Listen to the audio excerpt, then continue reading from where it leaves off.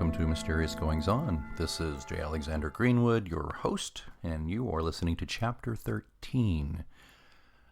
And I toyed with the idea of kind of making it the Rites of Spring episode, but I am, frankly, even after a pretty mild winter, really ready to go right into summer.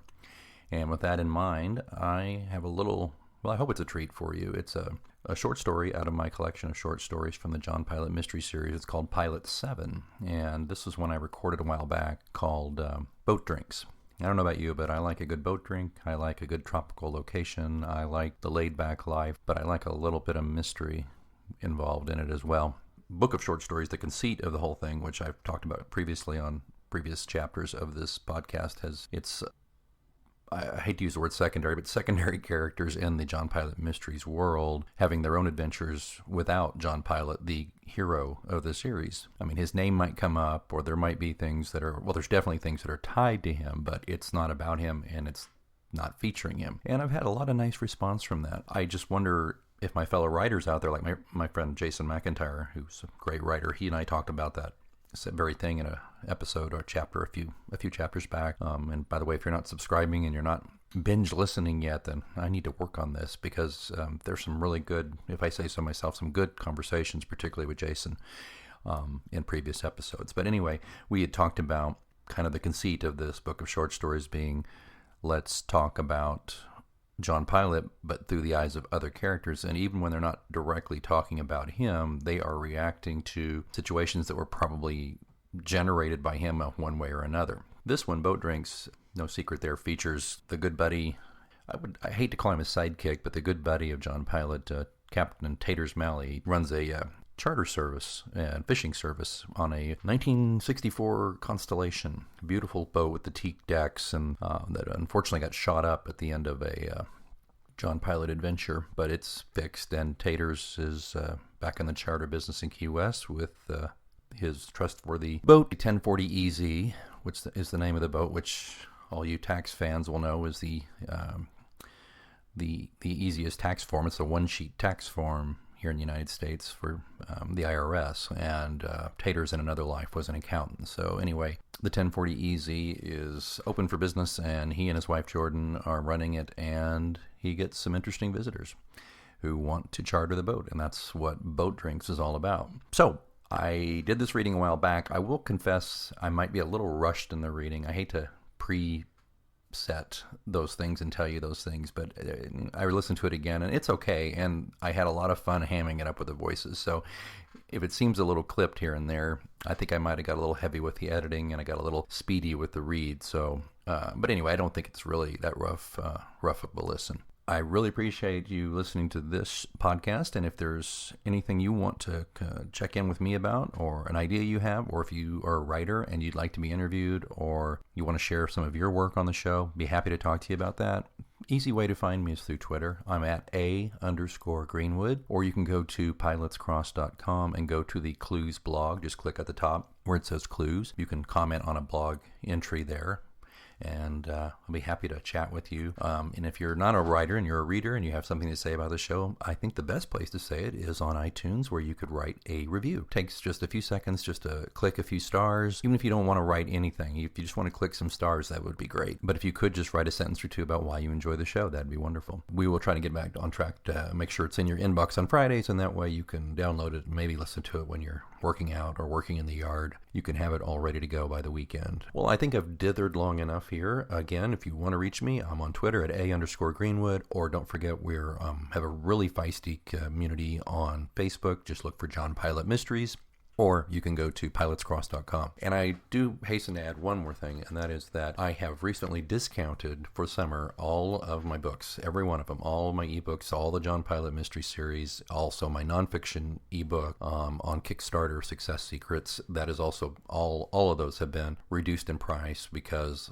hey, this is the time of year people are thinking about vacations and they want to fill up their Kindle, and I just love it if you'd fill it up with John Pilate. Or if you're into crowdfunding and you want to hear how I successfully crowdfunded the paperback edition of my third book, then get Kickstarter Success Secrets. Easiest way to find them all is just go to Amazon.com and search J. Alexander Greenwood or Pilate's Cross or Pilate's Blood, and that'll take you to those books, and then you can click on my name, and that'll lead you to all the rest of my stuff. Okay, as promised, I'd like you to put your feet up, hoist yourself a big, funny, fruity-looking boat drink, and have a listen to Taters Malley on his own adventure titled Boat Drinks from Pilot 7.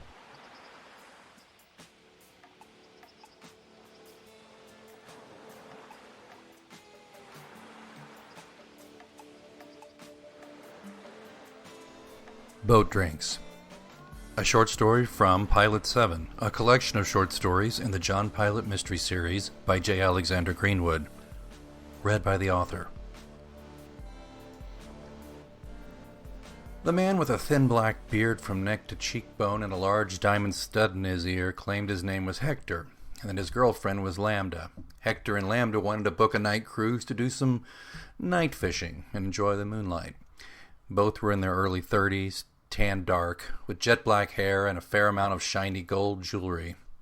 Bling, thought Taters Malley, cocking an eyebrow as the pair walked in his small dockside office. He and his wife Jordan were poring over the computer screen, trying to make sense of some jumbled QuickBooks entries, when the pair semi-staggered through the door.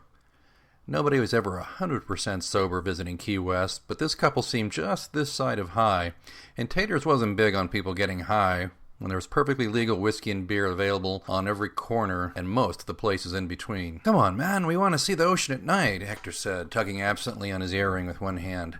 The other arm was wrapped tightly around Lambda's trim waist, which sported a hog snout saloon t-shirt tied just under her ample bosom, exposing the exquisite rock-hard midriff. "We want to have some boat drinks, drop a line in the water, maybe catch something we can eat later." Boat drinks, huh?" Tater said, sitting back in his chair. Hector, or whatever his real name was, spotted a vaguely Caribbean accent, a mixture of Puerto Rico, Cuba, and perhaps a dash of the Bahamas, but even Tater's well-traveled ear was unsure. Taters didn't like mysterious men any more than he liked druggies, and he felt a scowl beginning to gather. Jordan flashed him a quick look, conveying her entirely convincing counter-argument of, "These people are silly, but we need the money," in a split second. "Well, I make a good bottle of Modelo," Tater said, relaxing back in his chair, arms behind his head. "Can you make a pina colada?" Lambda asked, breaking her slightly stoned silence. "I like pina coladas." We can arrange that," Jordan said. "A 4-hour night cruise is $6.50. Lambda's eyes widened. "And what do we get for all that?" "Well, miss, we can fish the deep wreck. That's more than 200 feet of water. We can try our luck at pulling in some yellowtail, mangrove, maybe a little cubera snapper. We can probably get a shot at Goliath grouper, cobia, amberjacks, and of course peep at a few sharks." "Sharks?" Lambda cleaved closer to Hector's side. "Oh, don't worry, little lady," Tater said. "We fish 'em, we don't swim with 'em." Hector chewed his lower lip, thinking it over. "Well, we leave for the night trip about 2 hours before the sun goes down. That way we get to see the sunset and then fish for the evening bite. It's all the pina coladas and modelos you can drink, within reason. If you want to eat something besides Fritos or fish bait, you need to bring it. Also, we'll cut your catch at the dock for no extra charge." "You can take it to just about any restaurant in town and they'll cook it up for you," Jordan said. Damn, Taters thought. I guess we do need the money if she's pouring on the sales pitch. Hector cut his eyes between Lambda and Jordan. "So is it both of you on the boat, or—" "It's just me, your captain," Tater said. "Jordan here stays on dry land and manages things here. She usually goes out when we have large charters, groups of 4 or more." Jordan leaned against the desk. "So what will it be, cash or charge?" she asked. The 1040EZ slipped away from the dock, passing the old gray wooden planks with a whisper. The big V8s emitted a brief cough as Taters gunned it just enough to push the old Connie into the channel away from the dock. He flipped on assorted running lights, his rangefinder and the CD player. Jimmy Buffett's Cheeseburger in Paradise played as the 1040EZ putt-putted out of the Key West harbor. Taters called the harbor master on the radio and announced the departure of the entire Malley Tours fleet. "Admiral Malley, thanks for the heads up. Safe fishing," the harbor master radioed back. It was actually Jordan, wearing one of her numerous vocational hats, but Hector and Lambda were oblivious as they sat in the fishing chairs, mounted on the rear deck, and watched the dock shrink away in the fading sunlight. Hector drank the Modelo Taters had proffered when he welcomed them aboard, while Lambda chugged a ready-made pina colada mix out of a red Solo cup. The boat glided past hundreds of other boats returning from their day trips, including his old pal Rick Rogers' booze cruise catamaran, the Rickroll, which blew its horn in greeting as it cruised back to shore. 24 exhausted and tanked revelers clinging to the deck like confused barnacles. Taters caught sight of Marlene, a leggy brunette in a red bikini standing behind Rick, waving. Rick, true to form, wore his goofy captain's hat, cocked at an angle on his head. "Hello, Marlene," Taters whistled under his breath appreciatively as he waved and smiled. Taters carefully navigated away from the marina area and headed for open waters. Taters rang a small ship's bell aside the steering column.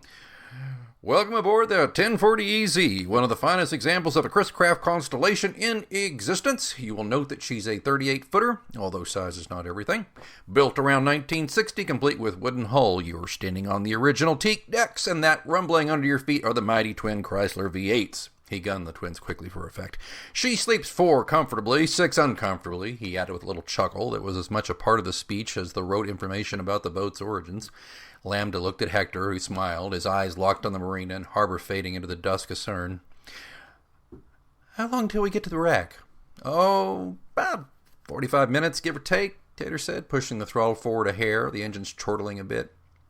"Relax, you're on island time. You'll get your money's worth." Taters hit a button on the CD player, queuing up another tune. "Young lady, would you like another drink?" Taters asked, gesturing at the cooler beside him. She nodded, walking carefully from her seat on the stern to Taters, her cup extended. Taters reached into the cooler and removed the pre-mixed colada bottle and poured Lambda a fresh one. "Hector?" He offered an unopened Modelo. Hector shook his head, holding up his half-full bottle. "Well, it'd be a shame to waste this one," he said, reaching for his bottle opener. "But Captain Taters," Lambda said, "it's not open. How is it a waste?" He popped the top off. "I'm sorry, what?" Then he punched the button on the CD player, which belted out the Pina Colada song.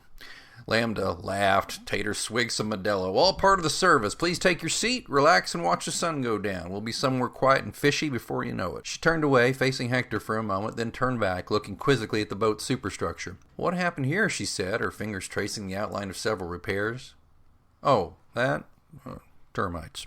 "Some pretty big termites," she said. "Sea termites, rare species, hard to get rid of, but we did." Lambda shrugged and glided back over to Hector, who had finished his beer and handed the empty bottle to Lambda. "Get me another, would you, affair?" Taters knew affair the way Hector said it was a Bahamian term of endearment. He flipped open the cooler again, scooping up a Modelo and popping off the cap, handing it to her wordlessly. She nodded, took the beer, and walked it over to Hector. "Okay, folks, hang on. We're getting ready to open her up." He jabbed to the CD player and cranked "Let's Get Drunk" by Southern Sky. Taters pushed the throttle further forward, the throaty engines roaring and the bow rising perceptibly as the boat sped into the sunset. Not far from the wrecked fishing site, Taters cut the engines to an idle. Hector rose from his chair. "Are we there?" "Not quite," Taters said, "but it's just about time for the green flash." Hector nodded knowingly, but Lambda was literally at sea. "What's the green flash?" "Oh, it's an optical phenomenon," Taters said. "It happens right after sunset or just before sunrise when conditions are right. You'll see a green spot over the upper rim of the sun there." He pointed at the orange orb sinking rapidly beneath the waves. "Oh," she said. "You know about it, Hector?" Taters said. He shrugged. "I heard about it, yeah," he said, gulping his beer. I've seen it many times, but not every sunset to be sure," Tater said. "One thing about seeing it out here in the middle of nowhere is it's the last bit of brilliance you get before it goes pitch black. Unless there's bright moon, which we don't have tonight, sadly." Lambda moved closer to Hector. "Watch," Tater said, pointing. The pair watched the sun sink further into the horizon, color draining from the day. "On, there it is," Lambda said, clapping. "The green flash!" Tater switched the CD to Tony Bennett. "Unless you prefer some Junkanoo music. What do you say, Hector?" Hector and Lambda turned away from the vanished sun, the last bit of sunlight peeling off them, leaving a fresh coat of shadow on their features. "No, that's fine," he said. "So we gonna head further out?" "You bet," Tater said, turning back to the wheel and throttle. "Hold on." He gunned the engine to life, steering for the wreck site. In 10 minutes, Taters dropped the engines back down to idle, then off. He turned the music down very low. "Time to weigh anchor," he said, climbing around to the bow. "Be right back." He dropped the small anchor and looked out at the gently bobbing lights of other boats a few miles distant, dancing low like truant stars on the edge of the sea. He sighed, listening for a moment to the sounds of the sea, looking up at the starry night. Taters took a deep breath and headed aft, where Hector stood beside the wheel, Lambda at the stern, standing beside one of the fishing chairs. "Hector, are you in a hurry to get the fishing gear out, are you?"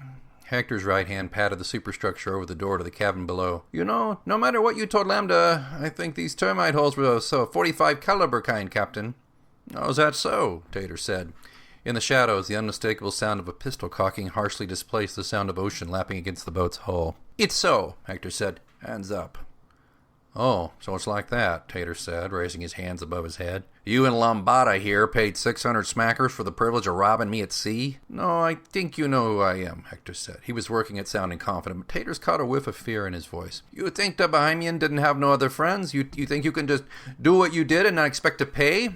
Well, shit, I'll be paying for boat repairs due to your old friends until doomsday as it is. Shut up! You make all my crew all stiff-toe and think it funny? I'm not laughing, Taters said. Yeah, and you won't laugh no evermore, 'cause I'm gonna put holes in you like my cousin did your boat, then we're gonna use your ass as bait for the sharks. You know how to pilot this boat back, Taters said. I think I can figure it out, Hector said. You know, there's a old Bahamian saying which might just apply here, Taters said, adopting a passable Bahamian accent. Don't let your mouth carry you where your foot can't bring you back from. What's that supposed to mean? Cabin door swung open, knocking Hector's gun from his hand and sending it clattering to the deck. Tater swung a roundhouse right, failing to connect with Hector's chin, but instead catching him squarely in the throat. Hector fell to the deck, gasping for air. Tater switched on a floodlight, illuminating the rear deck and revealing Lambda gaping from Hector's prone form to the Glock pistol at her feet. You really don't want to try that, do you? Said a gruff voice from the darkness of the cabin. Trust me, dear, my buddy in there isn't a great shot at all, but he'll probably get you through sheer luck. Best you take 2 steps back and then sit on your hands on the deck, ordered Taters brusquely. Captain is correct, the boy said, punctuating the sentence with the sound of his own gun cocking. Okay, I don't want any trouble anyway. I told Hector his revenge shit was stupid. She sat obediently next to Hector, still trying to recover from Tater's solid right fist to his windpipe. You got that right, Tater said. And you made me miss the green flash, Buster Campbell said, hauling his bulky form from the cabin onto the deck, handing Taters a pair of handcuffs as he came.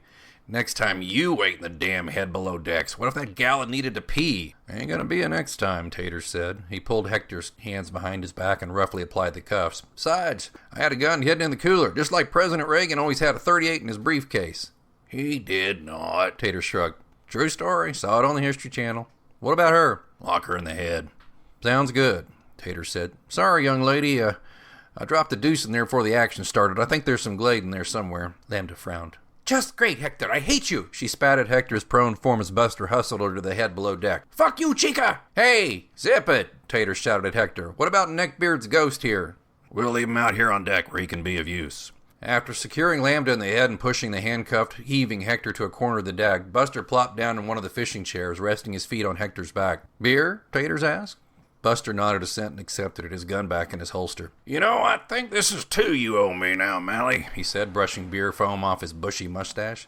You take it up with John Pilate. This is all on his tab, Tater said, laughing, gunning the throttle and pointing the 1040EZ back towards Key West. The end. For more stories from Pilot 7, visit Amazon.com, BarnesandNoble.com, and wherever ebooks are sold. For more information about the John Pilate Mysteries, please visit PilotesCross.com.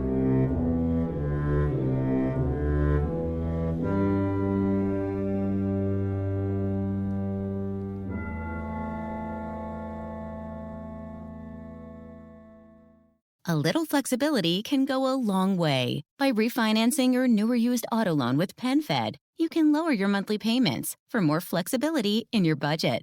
You can even schedule your first payment for up to 60 days from the date of your refinance. Calculate how much you can save at penfed.org/autorefi or call 1-800-247-5626 to apply. Membership is open to everyone. To receive any advertised product, you must become a member of PenFed, insured by NCUA. It's a great time to get a great deal on a new car when you get approved for an auto loan from PenFed. Our Powered by True Car rates are as low as 1.39% APR on new vehicles. Finance for a longer term to lower your monthly bill. Plus, take up to 60 days to schedule your first payment.